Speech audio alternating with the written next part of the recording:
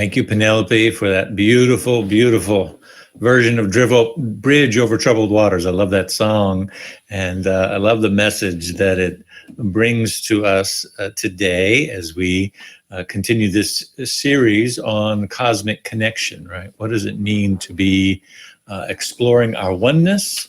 What does it mean to understand our deep connection with all life and with all creation? That is what we're going to lean into today. So I invite you to simply take a breath as we unfold in this series. I'm so grateful as I begin this morning to my dear friend, Reverend Mike Masando Hirioka, who was here last Sunday. And then, as I said earlier, again with me on Tuesday night for After the Sermon. Powerful, heartfelt, deep message that he brought. I hope you all enjoyed it and enjoyed him. I know we'll have him back some more. And as I said, if you didn't get a chance to tune in Tuesday, please go back. You can find that on our Facebook page in our video section. You'll find all of our After the Sermon videos, Sunday messages, etc. But look for last Tuesday because, man, we had a deep conversation and went some places with it. So it was a beautiful thing. So grateful to him and for the message that he brought to us. And now I want to continue this conversation of what does it mean to really understand the depth of our oneness in the midst of a polarized world, in the midst of a polarized experience. You know, we are just 18 days away from what many of us believe will be the most consequential election in our lifetime, or certainly in this generation, in this season. And regardless of what you think about that, in terms of which way it goes, what is clear is that we are in times that are ripe for deep concern, right? For not only the direction of the country, but also the reaction. I don't want to speak politically to one side or the other, but to speak about consciousness this morning and to be very mindful about our own reactivity in the midst of it, but also, you know, as a family here of, multicultural family, we're very aware of the reactions of the world around us and the environment around us and some of the things that thankfully have not been happening here in Georgia, but have been seen in other places around polling places. And, you know, when power and structures get threatened in consciousness, right, it triggers the fight or flight mechanism in our mind and reactions occur. And so we're very mindful of bumper stickers and flags as we drive down the street and very mindful of what may or may not occur, but we have a mindfulness about it, if you understand what I'm saying, over the next not only 18 days, but really, I think the next 90 days in our country's history.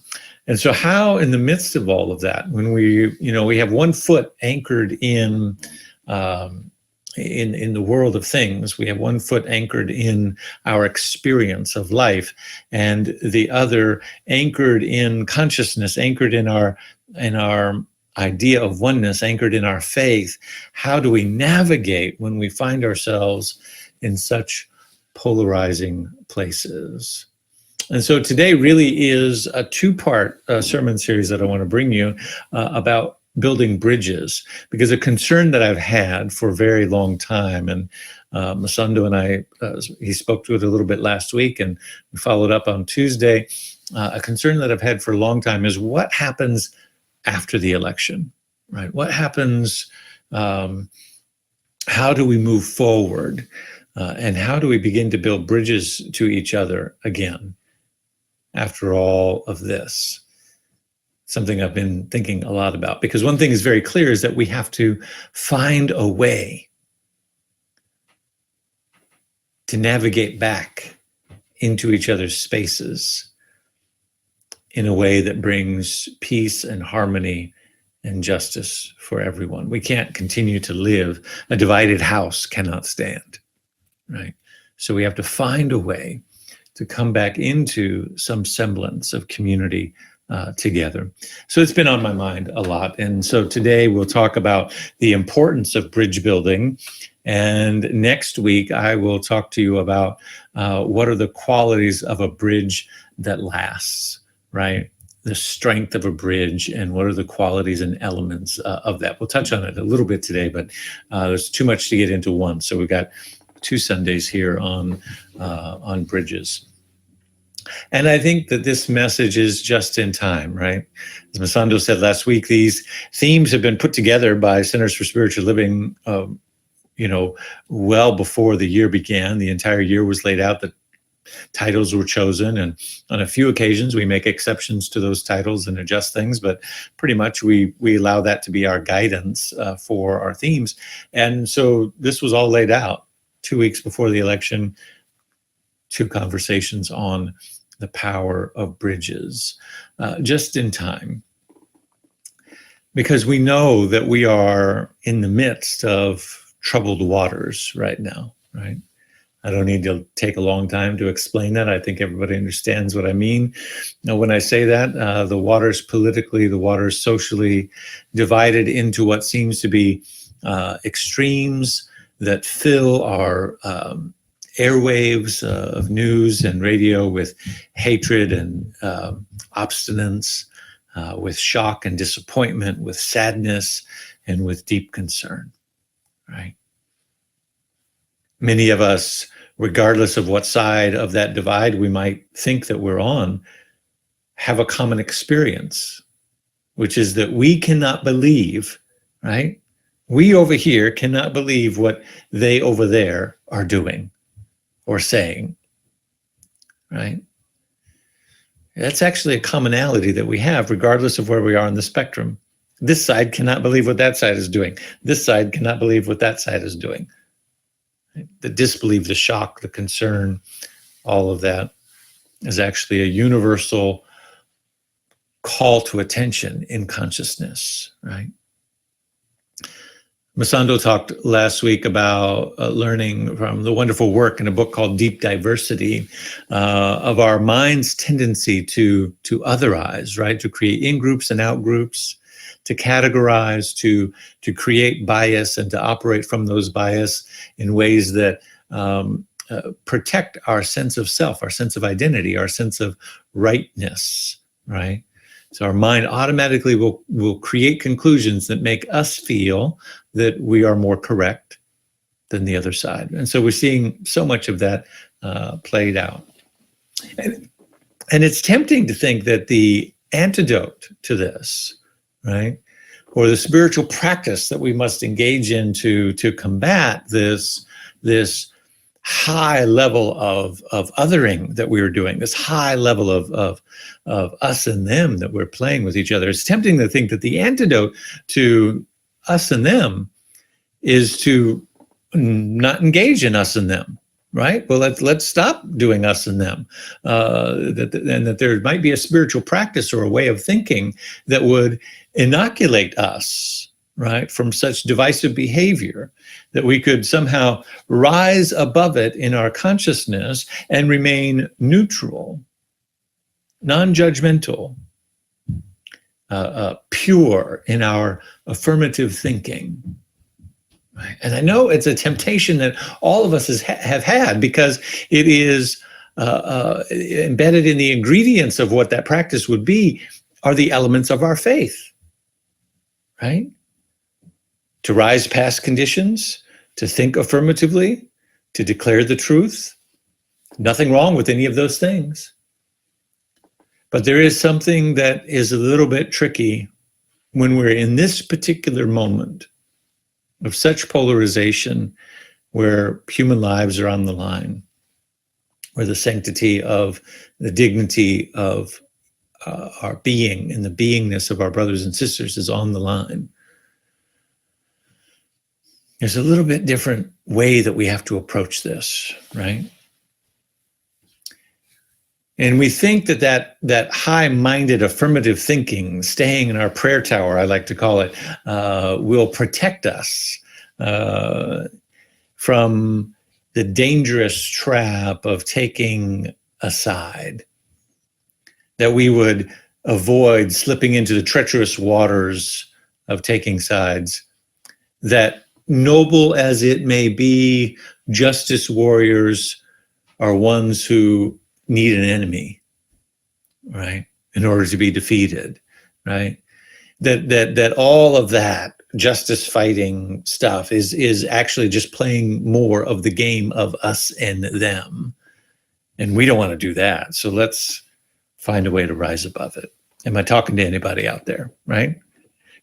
Now, you know me by now. You know that I don't actually align with any of what I just said. But I know that it's in the thinking of many of us who find ourselves aligned with this particular teaching. I've reconciled it for myself. And so if you're struggling with that, I'm here to help you. Come on, help somebody. Say, help somebody today. So let's get into it, shall we? You see, I've come to believe that this is a kind of false binary, right?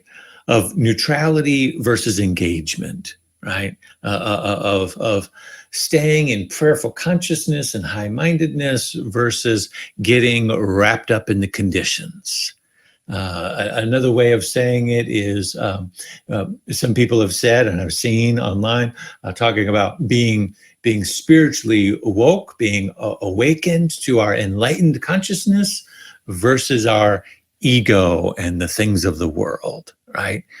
And so my first caution to you is anytime even a spiritual person, teacher, or spiritual teaching pits the conversation as us versus them, or as this versus that, right? Spiritual enlightenment versus ego, you're off on the wrong track, right? Because even that setup, interesting word, right? It is a setup. It's a setup to get you to buy into, oh, come on now, to get into buying into a binary way of thinking that is in fact the very thing that Masando was preaching about last week, the bias thinking, the in-group and out-grouping, the ability of our mind to create conclusions that make us feel better while judging and vilifying the other side. So even if it's sugar-coated with spiritual enlightenment, it's more of the same. Come on, talk to me, somebody.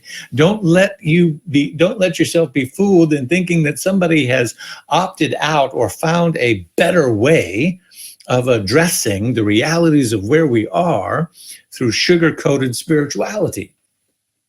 The only way out of something that consciousness has created is to go through it. You can't just leapfrog over it. While you can indeed rise in prayer and consciousness, you've still got to walk through the conditions that have been set before us. Can I get an amen, somebody? And so this false dichotomy, this false binary construct, conditioned thinking, is produced by a practice of a theology of separation and a theology of privilege, right? It's a very privileged state of thinking to say, well, I don't have to engage in the conditions because that's I'm above that, right? That's beneath me, right? See, there's a sort of spiritual contempt that is even in the thing that says, well, don't engage in the conditions, right? Now, how can I not engage in the conditions if my life and my dignity are wrapped up in the conditions, right? And so what we have to do, if we are sincere in our affirmations of oneness, if we are sincere of our acknowledgement that God is all there is, if we are sincere that there is a cosmic connection, a universal force, a one power, one presence that is connected in, through, and as all life and all creation. If we are sincere about those words, then we cannot afford, we cannot afford to engage in a theology of separation and in a practice of privilege. We must We must lead with the radical conclusions of consciousness of oneness. We must lean into those radical conclusions and allow ourselves to see what is really happening and to see it for what it is. And so what is that? See, there's no sitting out on the sidelines when our brothers and sisters are suffering. That's not an option. And so we might find ourselves as Arjuna did in the Bhagavad Gita. Arjuna finds himself on a battlefield in a chariot. And on one side, he sees his people that he has been called to lead, his village, his tribe, his community. And assuming that everybody he knows is on that side, he has his chariot take him to the front of the battle. But then as he gazes out and looks across the other side of the battlefield, he sees members of his distant family, his uncles and his cousins and his, come on, if I can say it like a real Southerner here, his mom and them, right? The in them, his mom is over here, but the in them is over here, right? You got his mom and them, and they're on both sides of the aisle. And he collapses into his chariot, grief-stricken, unable to bring himself to engage in battle. And Krishna, his guide, speaks to him. And the whole Bhagavad Gita is a dialogue between Arjuna and Krishna about his mental angst, right? About this dichotomy in consciousness, about this polarization and how to navigate through it. And without going into great details of all of the lessons, the 17 or so lessons that are in there, by the way, our spiritual leader, Reverend Dr. Edward Vilhune, has a wonderful book that is a summary of the reading. So if you ever wanted to get into the Gita, Edward Vilhune's book would be a great way to do so. So that's what it is, right? That's the premise of the story. And one of the main things that is reinforced over and over again by Krishna to Arjuna is that you are here to do what is yours to do. You cannot avoid it. You cannot sidestep it. You have a destiny. You are a leader. You've been brought to the front of this, and you must do what is yours to do. And so I want you to hold on to that little piece as we move forward today and talk about the importance of bridge building. Because like Arjuna, many of us have family on both sides, don't we? They might even be living under the same roof.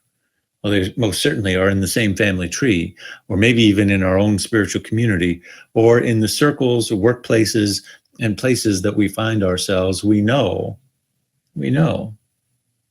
people on both sides of the spectrum. And so what is ours to do as New Thought metaphysicians, as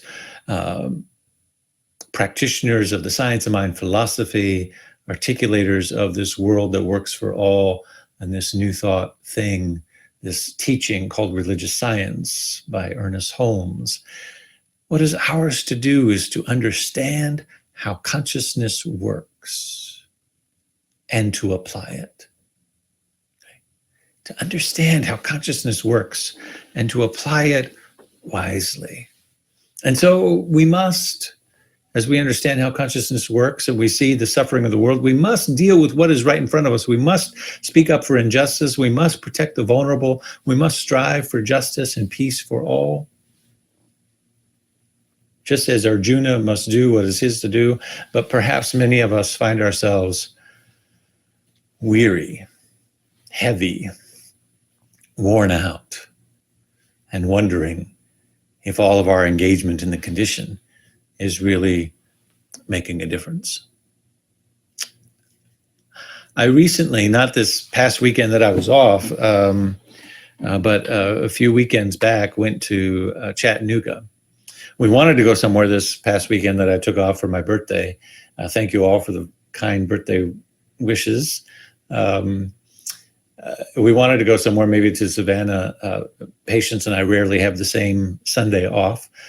So that was a unique opportunity. And we weren't able to do anything with it because it was raining. We had all that the storms everywhere from Delta. It was raining in Chattanooga. It was raining in Savannah. It was raining. And so anyway, we thunderstorms and tornadoes and various things. So we just had to hunker down. But a few weekends before that, I was able to go to Chattanooga for the first time.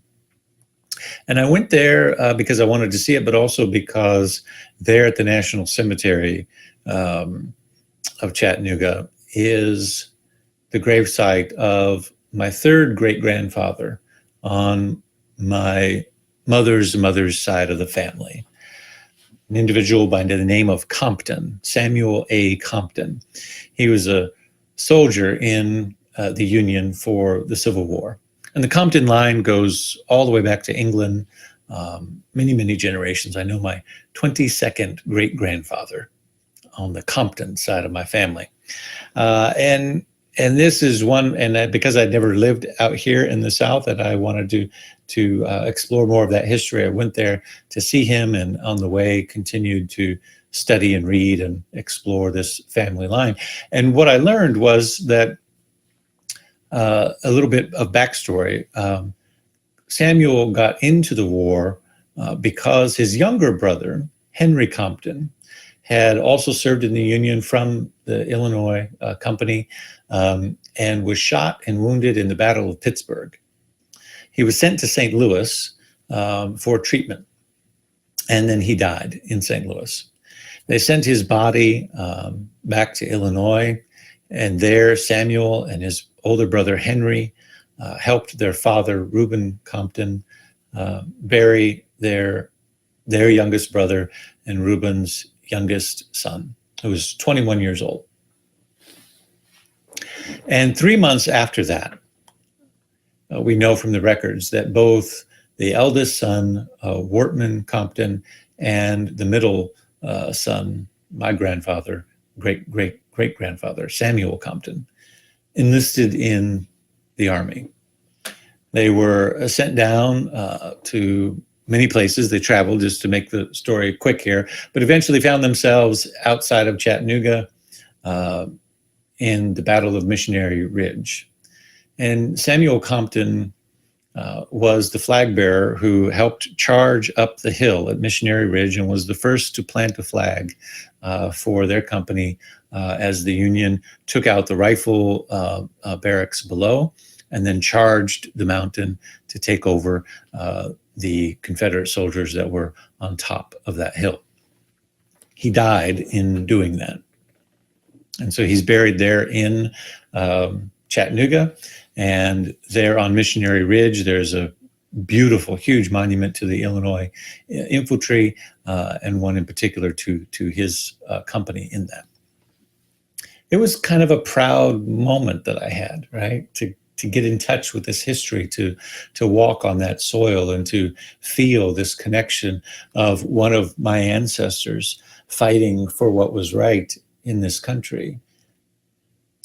And then on the way back, the next day, we went to Kennesaw Mountain and to the wonderful memorial and museum that is there, and in particular to the Battle of Cheatham Hill.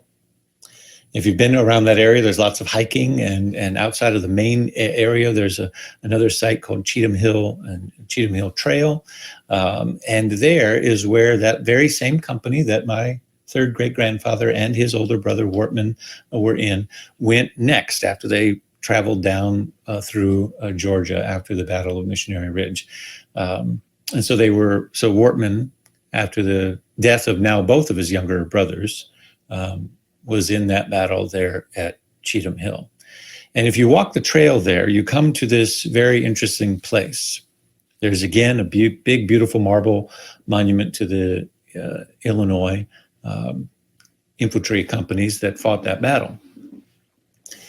And there's a very eerie sight when you walk this trail and come into an opening where on one side there's a huge open meadow, and the hillside slanted, and the monument is up on top, and up on the hill is where the Confederate soldiers were, and they navigated and maneuvered the Union into that opening field, and a battle ensued that it was a complete bloodbath because the Union Army were sitting ducks. Now, I want you to stay with me just a little bit, wondering why I'm going down all of this family history. You see, I want you to see something here. It doesn't really matter whether I use the stories from the Gita or the stories from the Old Testament or the stories from my own family. The metaphor and the message is always the same of what Spirit is trying to do. So I do lean on the Old Testament a lot because of the great stories that are in there. But I wanted to do this today to show you I could pick something from my own family lineage if I wanted to. And so this is this story. This battle at Cheatham Hill was intense. There were 17 days straight of rain. It was July. The heat index, or the heat itself, was 95 degrees on the day of the battle. Can you imagine being out there in those heavy wool uniforms that they had after 17 days of rain in 90-degree Georgia heat, the steam coming up out of the wet mud, and being sitting ducks for the Confederates that could just pick you off one by one? They were absolutely slaughtered in this meadow. And then the winds blew, and the winds changed in such a way that they began to blow up the hill. And the stench of death was so bad that the Confederates waved a white flag, and they met, their representatives came together and met, and they called a truce for 24 hours so that the Confederates could rest, and so that the Union could bury their dead, because the field was littered with bodies and the stench was so unbearable. And during that rest period, about 24-hour period, they broke camp, they set up campfires, they cooked, they took turns doing the work of burying the dead. They ate, they played cards, they took time to write letters back to their family, or to read letters that they had received, or to look at the photos of their loved ones if they had them, and to tell each other stories. And they did this in the open field, Union and Confederate soldiers together. Now, here's what's interesting. If you walk that trail at Cheatham Hill, is that you'll see on one side of the trail the markers and the memorials to Union troops, to the Ohio infantry, to Texas, to Illinois, to other Union groups. And on the other side of the trail, you will find the markers and the memorials to the Confederate troops and groups. And you're walking a trail that is like Arjuna, right down the middle. And as I continued to do even further family research, I discovered that on my father's side, who I've never been connected with, haven't known any relatives, my father was not present in my life, but I've been able to, through Ancestry and other sites, been able to find out who those ancestors are. On my father's mother's side are two family branches, the Buchanans and the Calhouns. Now, if you know Atlanta history, you should know the name Calhoun, one of the first mayors of Atlanta, the one that Sherman drove to the sea.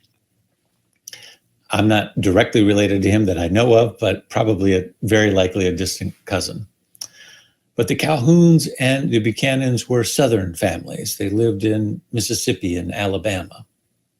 And they were also in the Civil War fighting for the Confederates. And they were also at Cheatham Hill.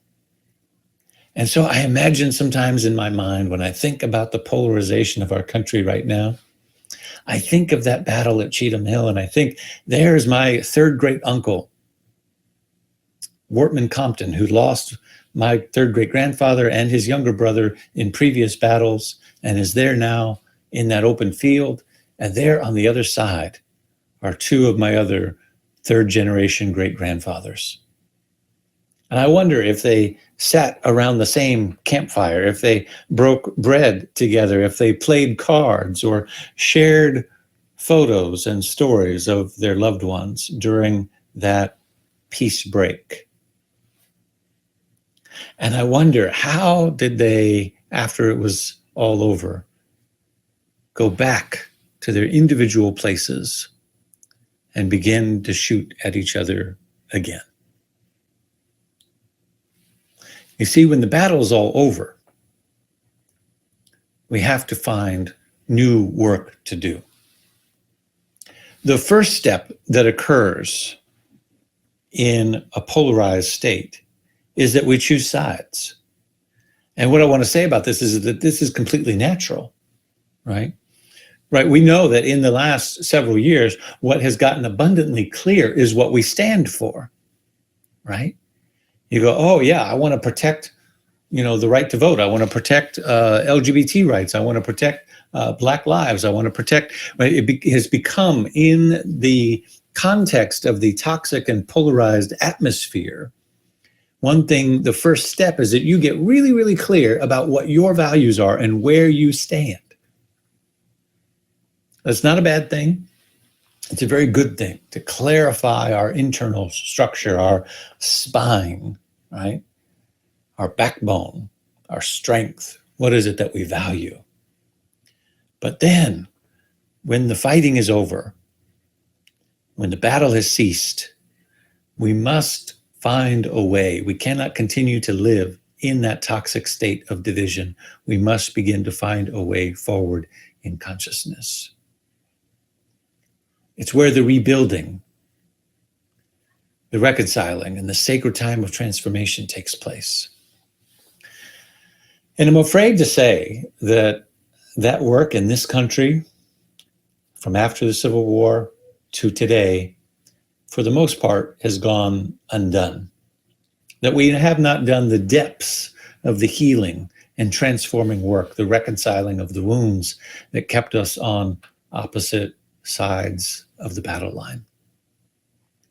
And that's what brings us back to today and to Arjuna standing on that battlefield. As Krishna tells him, you must do what is yours to do. And so the thing to understand about the importance of knowing who we are, knowing where our moral compass is, and then moving forward from that place, is to understand that consciousness is what got us here. And consciousness is what will take us forward. Let me say that again. Consciousness is what got us here. And consciousness is what will take us forward. Why? Come on, somebody. Are you out there? I know I've been preaching a while here. Because consciousness is all that there is, right? What got us here was not those evil ones. What got us here was not those corrupt policies. Come on, talk to me, somebody. What got us here was not the fact that the wrong people had the power at the wrong time and they did evil and disastrous things. You see, all of that thinking is the continuation of us and them consciousness. When the battle's all over, in the midst of the battle, you got to pick a side. But when the battle's all over, you got to rise up in conscious awareness and understand that consciousness is all that there is. Consciousness is what got us here. The use or misuse of it, you can judge it, you can come to conclusions about it, you can judge other people for it, but it doesn't really matter. Consciousness is what it is, and it does what it does.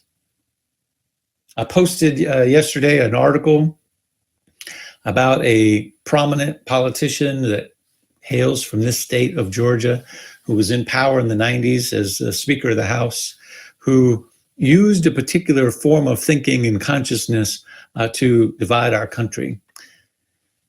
I don't want to say the name, and I don't want to go into the details of that because I don't want to be accused of engaging in the polarization. I posted it and talked about it and bringing it in today because it's a great example of how consciousness works. Right? If I use a primate, us versus them, winner takes all battle consciousness in framing conversations, then that's what I produce in others because that's the consciousness that I'm creating. And that's what occurred in this particular case. And it's part of how we got to where we are today. Looking at that, understanding that is, again, not bad or wrong. It's not making anybody bad or wrong. It's understanding how consciousness works. Consciousness created where we are, and consciousness will create where we're going, which is why we must build bridges when the battle is over. After we've cast our ballot, I stood in line for 4.5 hours earlier this week to vote. I don't understand why we can't do it the way I've done it for the last 17 years in Oregon by mail, but we went out there, we got our chairs, we had our coffee, we did it. And there was a sense of relief that happened when I did that, because I knew I had done what was mine to do.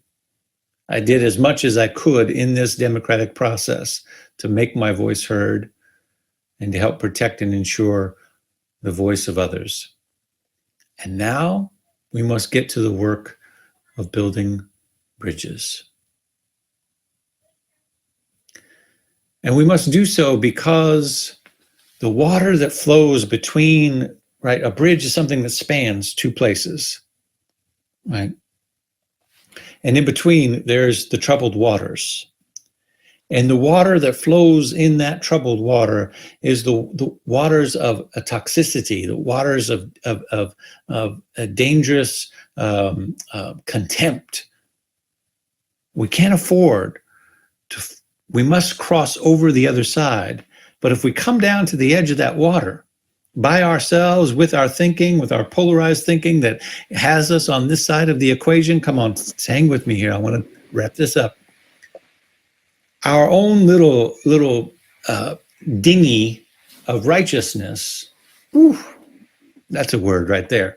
Our own dinghy of righteousness. Our own dinghy of righteousness will not get us to the other side. We must go higher up the hill and begin to build a bridge to the other side that is not about our righteousness, which is only us swimming in the waters of contempt. There's a wonderful book that I've been reading lately called Loving Your Enemies, How Decent People Can Save America from the Culture of Contempt. The author of the book is a man by the name of Arthur Brooks. The author is Arthur Brooks. And in it, he says this. He says, for whatever reason, my kids love the book, The Important Book by Margaret Wise Brown, written in 1949. It goes through everyday things that a child would see and lists what is important about them. Here's one little snippet to give you an idea. The important thing about rain is that rain is wet. It falls out of the sky. It sounds like rain. It makes things shiny. It does not taste like anything. It's the color of air. But the important thing about rain is that it's wet. And so in the style of Margaret Wise Brown, the author decided to write something, a prose, about contempt and about where we are in our current state of affairs. And I share that with you now. It says, the important thing about contempt is that it is bad for us. Sometimes we don't like people who disagree with us, and we want to tell them that they are idiots. And social media makes it easy to do so. And pundits get rich by doing it. And maybe it seems that some of them deserve our contempt. But the important thing about contempt is that it's bad for us. Right? We must begin the work of finding our way to each other again by rising above and building those bridges. And so next week, we'll talk about how to build the bridge. But before I go today, I want to share one more story. This is a story of a family, the Nasser family, that live just outside of Bethlehem in Palestine, in a place that is called the Tent of Nations. It's their family farm that they have owned for over 100 years. It's 100 acres, and they are one of the last Palestinian Christian families farming on the Fertile Hill country side near Bethlehem in the West Bank. It's a 100-acre farm orchard ringed by Israeli settlements, the separation wall, and it has no access to running water or electricity. It is in the middle of this place of polarization. They have received death threats and offers of money and threats of all kinds to demolish their buildings and their property from both sides. And they have remained in a place that is filled with conflict. Right? Few places in the world can rival the conflict between Palestine and Israel. And so there they sit. And they have created now a nonprofit called the Tent of Nations, where they actually invite families and nonprofits and groups to come to their land, to come to their family farm, and to help them plant olive trees and to harvest and to grow and to learn nonviolent peace-building skills and to work with others from all over the world and sit at the same campfire and sing songs and tell stories about what's important to them as they continue to nonviolently resist the threats of violence that occur all around them. And the father and the director of the Tent of Nations identifies 4 principles about how they're able to do this work, how they're able to live there as a family, and how they're able to do this peace-building work that they do. 4 principles that I want to share with you. 1, we refuse to be victims. 2, we refuse to hate. 3, we act based on our faith. And 4, we believe in the end that justice will prevail. These, I believe, are the 4 building blocks on which we build our bridges to each other again. Number 1, we refuse to hate. We refuse to be victims, right? We know that we are imbued with the Spirit. We know that we are one with an unlimited God. We know that we are one with the divine creative process. We refuse to be victims in our circumstance, in our conditions of the world, regardless of what the world or circumstances says about where we are. We refuse to be victims because we know that God is all that there is. And because we know that, we refuse to hate. We refuse to otherize. We refuse to put at a distance from our heart those who even work against us.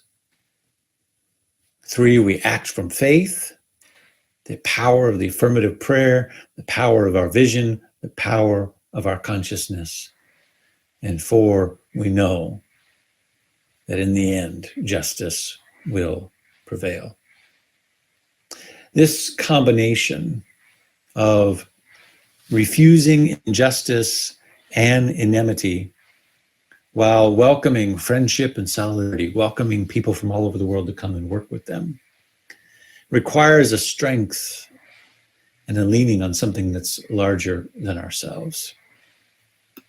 And for me, that foundation gives us hope for what is possible in our future to come.